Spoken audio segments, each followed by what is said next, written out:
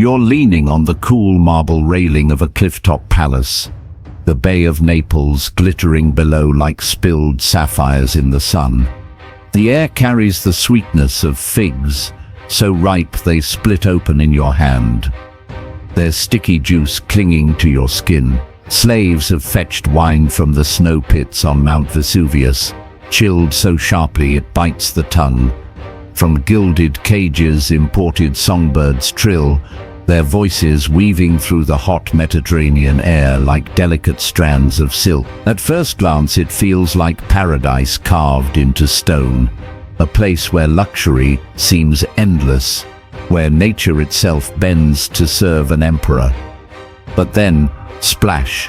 A sound cracks through the air so sudden it shatters the illusion. You look down and see the twisting, frantic shape of a body plunging through blue water, arms and legs jerking like a puppet whose strings have just been cut.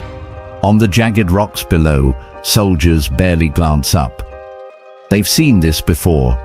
Their eyes are dulled, their postures lazy. The sharks, however, stir with sudden purpose. Sleek shadows, slicing the waves as if trained to respond. For them, it is feeding time. What for you is horror, for them has become rich. The sea foams red for only a moment before the tide washes it clean, as if the act itself was never meant to leave a trace. And it is here, as the sun beats down and the water sparkles deceptively bright, that you understand the island's unwritten law. Beauty above, terror below. This is Capri, the island retreat of Emperor Tiberius, a place where gravity itself was transformed into a weapon. From these marble terraces, the emperor ruled not just with decrees or legions, but with the sharp edge of silence, the knowledge that at any moment the ground beneath you might no longer hold. A paradise on paper, yes, but in practice it was a stage for cruelty, where perfection masked violence and where mercy was measured in the length of a drop. Here, the sun never stopped shining, but the shadows it cast were long, dark and hungry. Tiberius Claudius Nero did not begin life as the monster of Capri, nor the clifftop shadow whispered about in fear. He was, at first, Rome's golden son of discipline. Born in 42 BC, he emerged into a republic on the edge of collapse, a world where ambition cut sharper than any sword. Yet from the beginning, Tiberius seemed designed for both war and words. He could hurl a javelin through a shield wall and then return to camp and compose the after-action report in crisp, elegant Latin. To the men who followed him, he was a commander who could march in the mud alongside them and then argue before the Senate with a tongue as sharp as his blade. By the time he was 25, Alpine tribes had been reduced to smoldering memories, Illyrian rebels silenced into ash and soil. He was tall, broad-shouldered, his face carved in angles, as if the sculptors of Rome had conspired with the gods themselves. His eyes, grey and cold as a winter morning, were both a reassurance and a warning. Soldiers looked at him and saw the perfect legionary. Senators saw a man who embodied the Republic's iron virtues. And those senators, many of whom would later spit venom and claim they always suspected his cruelty, once raised cups of Falernian wine to toast his genius. For 3 decades he served the Emperor Augustus without faltering.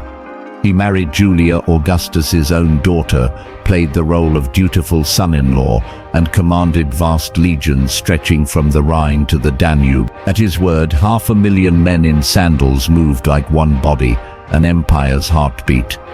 Yet even then, whispers crawled through marble halls. Jokes about his mother, Livia, drifted like smoke. How her true pastime wasn't temple offerings, but palace intrigue, arranging marriages and misfortunes with equal precision.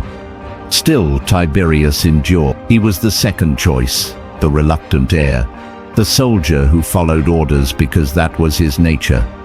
When Augustus finally died in AD 14, the empire looked to him for calm, for steadiness, for the continuation of golden peace. He was 55 years old, scarred by campaigns, so weary he might have laid his head on a shield and slept for days. Yet when the purple was draped across his shoulders, he accepted it without a flicker, as though it were just another command delivered to the front line. Rome exhaled, believing its fate rested in a steady hand. But steadiness can conceal cracks, and beneath Tiberius's armor, the foundations of something darker had already begun to shift. At first, the fractures seemed like nothing more than hairline scratches on marble, barely visible, easy to dismiss. Rome had seen emperors rage before. Executions were part of politics. But under Tiberius, the pattern was different. It was colder, quieter, deliberate. A consul who once recited a few verses of poetry, mocking but playful, found himself condemned. Officially, the charge was seditious lines, unworthy of Rome. Unofficially, the offense was far pettier. He had crafted a rhyme that linked Tiberius with the word tyrant. For that pun, his head rolled. Then came the knight, a man of middling fortune and middling wit, who let slip a careless remark at a dinner party. Within days he was summoned, ordered to choose his death, and obliged by opening his vein. The message was clear. Humor and whispers could now be fatal weapons, even when wielded by accident. Meanwhile, the emperor himself was becoming a phantom. At first, senators waited a week, then two, for his presence in the Curia. But Tiberius stopped showing up altogether. He ruled at a distance, a ghost behind marble walls. Instead of debate or persuasion, Rome received scrolls, dry, precise decrees, each sealed with the heavy imprint of his signet ring. The image pressed into wax was Medusa's severed head, the monster whose gaze turned men to stone. To senators unfolding those orders, it felt less like instruction than a curse.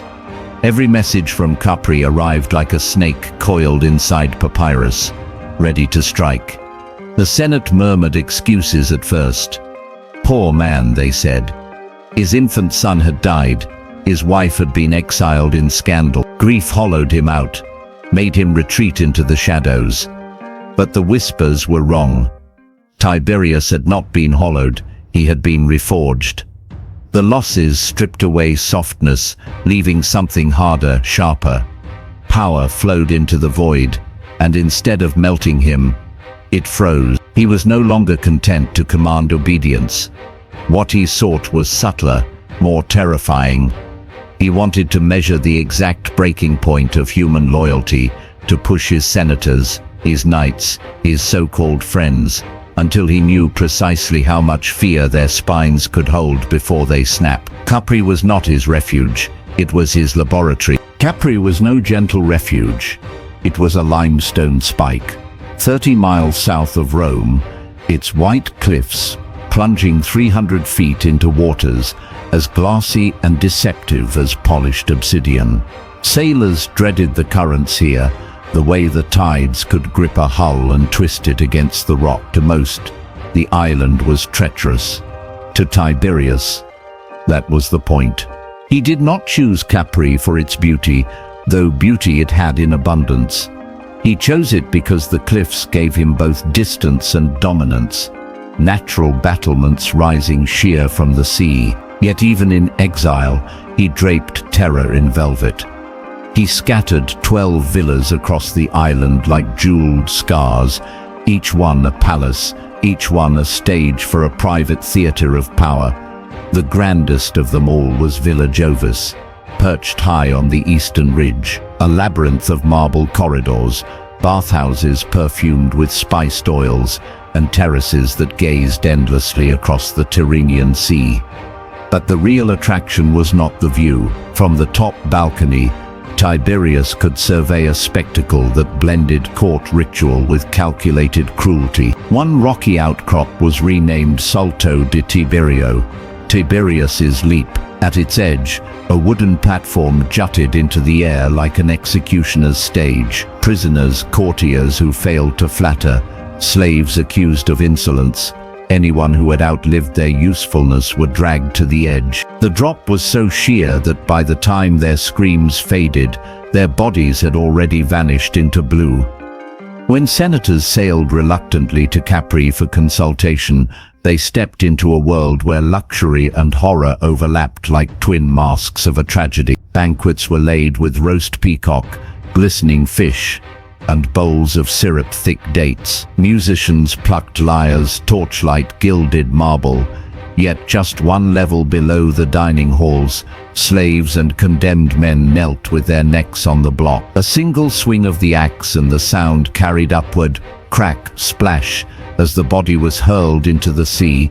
Guests froze, the taste of honeyed wine still on their tongues, the steam of soup curling from silver bowls. The message was unmistakable. Mercy was measured in gravity, and loyalty had to be proved not just with words, but with silence. Capri was no retreat.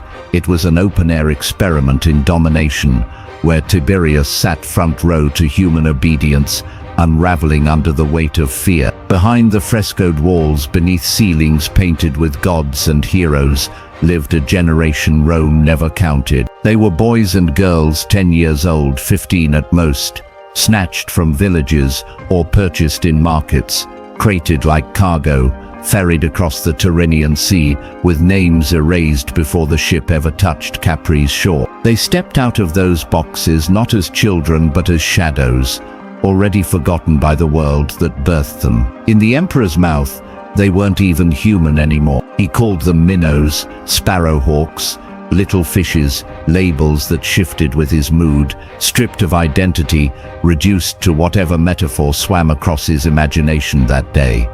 Their purpose was as twisted as it was simple. They swam. The emperor reclined in a heated pool, its waters fed by aqueducts that threaded across the island, warmed by hypocausts, glowing beneath marble floors. In one hand, he held a goblet of Falernian wine, dark and sweet as blood.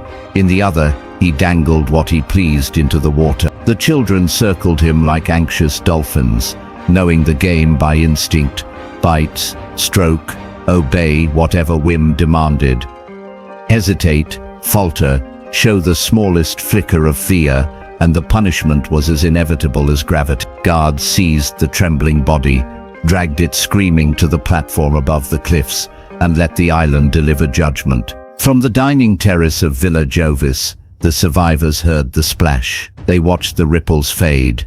Night offered no reprieve. Chained, 3 to a ring in cold stone chambers, they lay awake, listening to one another's ragged breathing, the shuffle of chains, the muffled sobs that echoed against walls painted with scenes of triumph and sacrifice. By dawn, fresh crates clattered onto the dock, filling the empty rings as efficiently as coin fills a purse. There was no rescue, no reprieve, only rotation. For the emperor, this was sport. For his wine steward, it became bookkeeping. He kept tally on a bronze cup, scratching marks like wagers at a betting table.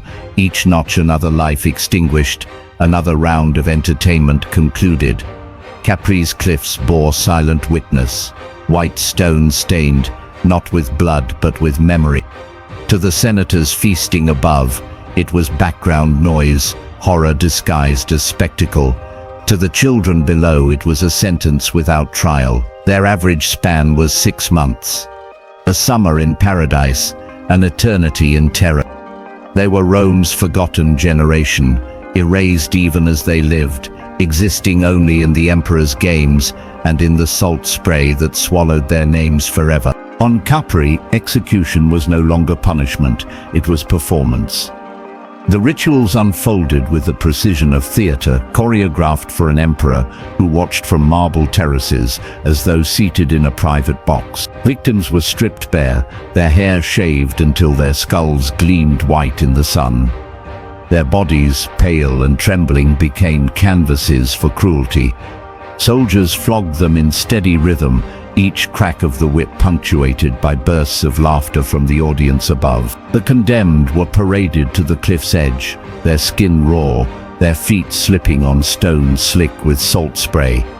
Before the final step, the guards spun them around to face the villa. With mock ceremony, they whispered the line that had become ritual. "The emperor thanks you." Then came the drop.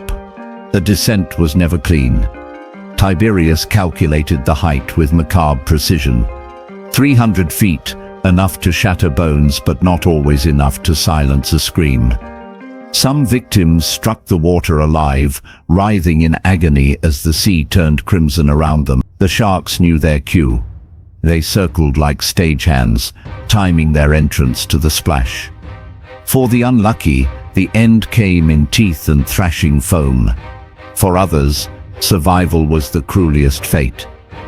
Occasionally, Tiberius would lower a rope, not out of mercy but for encore. Dragged half-drowned back to the platform, their lungs burning with seawater, they were forced to perform their final act again, under the emperor's cold gaze. Back in Rome, many believed the tales were allegory, metaphor spun by rumor. A cliff called Salto di Tiberio. Surely it was just a symbol of imperial wrath, a cautionary tale whispered in marketplaces. But denial evaporated as senators began to disappear. One by one, men of stature, ex-consuls, governors, generals, received summons to Capri. Few returned. Between AD 26 and 37, at least 50 consuls, men who had once worn triumphal togas and led processions through the Forum, took the leap. Their names, once inscribed proudly on public records, were methodically erased, chiseled from stone as though they had never lived, never commanded, never served. Capri had become more than an island. It was an eraser, a machine that devoured men and memories alike. In Rome, silence settled like ash. Senators spoke in half-sentences, eyes darting to shadows. Everyone knew the cliff was real, and everyone knew the emperor's gaze could find them, even across the sea. By the late years of his reign, Capri was no longer just a retreat. It was the empire's command post of fear. From its marble halls came not only decrees, but verdicts. Each scroll a weapon as sharp as a sword. Every letter Tiberius sent carried 3 seals, the coiled serpent of his own signet, the celestial stamp of his astrologer Thrasyllus, and a third, left blank, rotated daily among trusted freedmen. It was a system designed like a trap. Open the wrong scroll and your estate vanished overnight, confiscated into the imperial coffers. Read the words aloud in the wrong tone, and before breakfast the executioner's blade would silence your tongue. In Rome, couriers arrived with papyrus that felt less like communication and more like fate, unrolling sentences of life or annihilation. The Senate responded with rehearsed gratitude, their decrees oiled with flattery. They thanked the emperor for his vigilance and unmatched care for the republic. Then they hurried home, shutters triple-bolted, voices lowered to whispers, as though walls themselves might betray them. Fear had soaked into every marble column, every mosaic floor. Tiberius ruled from a distance, but his presence was stronger than if he had stalked the Curia in person. Capri's cliffs were his throne, and the empire bent toward them like reeds in a storm. And then there was Sejanus, once the emperor's right hand, the Praetorian prefect who wielded authority second only to Caesar himself. For years his statues stood in the Forum, gleaming bronze guardians of his power. But the fall was sudden, brutal, denounced, executed. His image became Rome's most convenient scapegoat. Statues of Sejanus were toppled in the streets, dragged by hooks across cobblestones, beaten with rods, and pelted with dung by children who had once saluted them. To destroy him in effigy was to cleanse the city of complicity, to prove loyalty through humiliation. The air was thick with smoke and chants, but on Capri Tiberius only sniffed the wind and murmured that Rome smelled cleaner after a good rain. The emperor no longer needed to stand among his people to dominate them.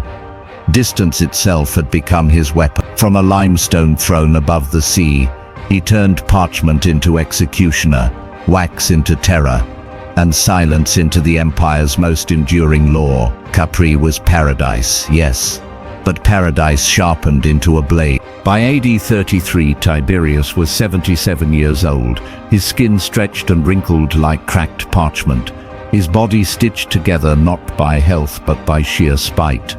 Time had bent his frame, but not his appetite for cruelty. Capri still bore the scars of his reign, cliffs scrubbed clean, villas gleaming in the sun, but the machinery of terror had begun to falter. The endless stream of minnows had dried up.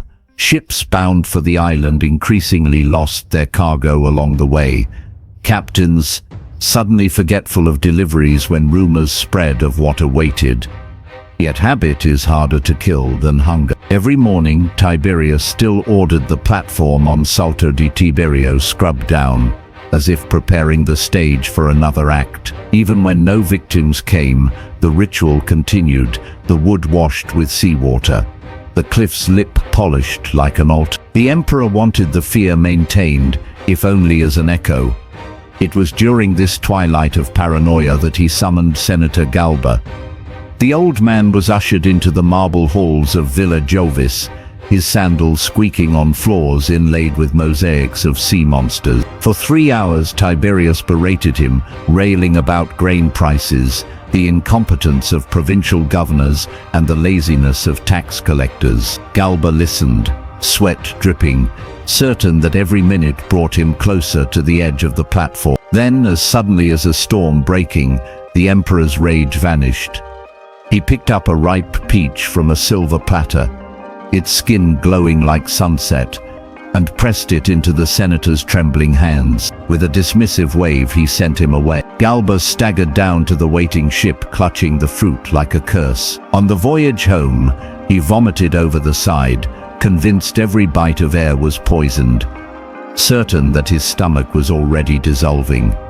But the peach was innocent. There was no venom, no hidden trap. The gift was real, the mercy genuine. That was the cruelty of it. Tiberius had discovered the sharpest edge of terror was not death, it was randomness. If punishment could strike for a pun, mercy could arrive like a coin flipped in the dark. Survival itself became the emperor's private joke, a reminder that life or death meant nothing more than the drift of his mood. Capri, in the end, was no longer a place of execution. It was worse, a place where hope and despair were indistinguishable, and where every heartbeat was a gamble against the emperor's whim. In March of AD 37, the long, bitter reign of Tiberius finally ended.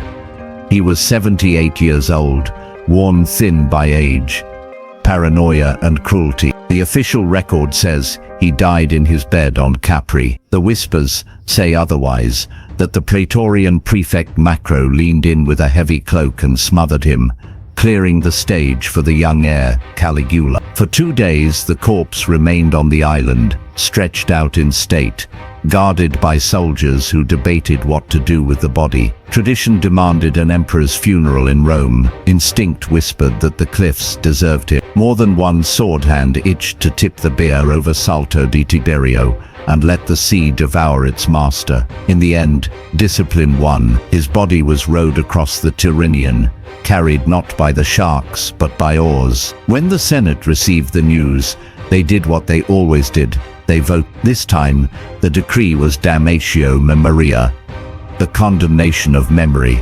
Tiberius's name was to be erased from inscriptions, his statues toppled, his legacy blackened until only shadows remain. In Rome, the Tiberian leap became a shuddering joke over wine cups, a metaphor rather than a memory. The cliffs of Capri, once the emperor's stage, became nothing more than a dinner party punchline. But memory does not vanish so easily. For the islanders, the past clung like salt spray. Fishermen, 20 years after his death, still avoided the rocky outcrop where the executions had taken place. They swore that during storms, when the sea heaved and the waves crashed white against stone, bones knocked against the undersides of their boat. Long faded skeletons, churned loose from the seabed, rattled like dice in a dead man's fist. No law could erase the sound of Capri's water, remember it. And so Tiberius left behind a legacy both erased and unforgettable, an emperor who turned paradise into purgatory, who discovered that terror did not require armies when silence, randomness and gravity could do the work just as well. Capri became his monument, its cliffs forever whispering the truth. Rome tried to bury. That gave you the shivers. Imagine waking up there. Hit subscribe for more tales history tried to bury. Drop a comment telling us which emperor out-crueltied Tiberius, and share this with anyone who still thinks power comes with a conscience.